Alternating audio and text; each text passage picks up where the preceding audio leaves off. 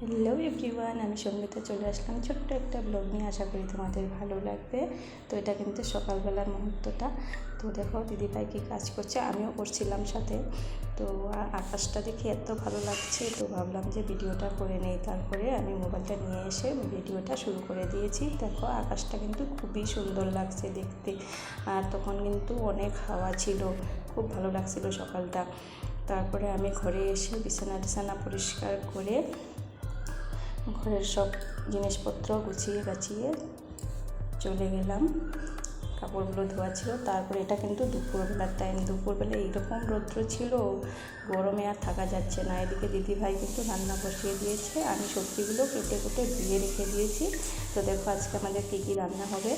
এখানে শাক কেটেছি, আর এটা হলো মাশরুম দিয়ে চটচটি হবে।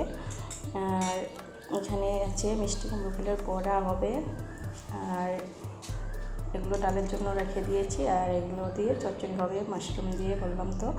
আর এখানে দেখো ভেন্ডিটাও চচ্চড়ি করা হবে। আর এত গরমে থাকা যাচ্ছে না, ভাবলাম একটু শরবত খেয়ে নিই।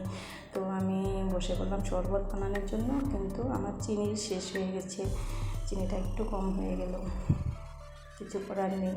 তারপরে আমি কিন্তু শরবতটা বানিয়ে নিলাম। এই গরমের মধ্যে শরবত খেলে কিন্তু শরীরটা একটু ভালো লাগে। তো তোমাদের কার কার পছন্দ আমাকে একটু বলো। আর আমার ভিডিও যদি ভালো লাগে একটু লাইক কমেন্ট করে দিও। আর এই গরমে শরবত তো অনেকগুলোই বানিয়েছি, কে কে খাবে চলে এসো আমার বাড়িতে। আমি খেলাম, দিদিভাইকে দিলাম, আর আমার ছেলে আসবে এখন স্কুল থেকে, তাই ওর জন্য একটুখানি রেখে দিলাম। তো তোমাদের ভিডিওটা কেমন লাগলো আমাকে একটু জানিও। Tata, bye bye.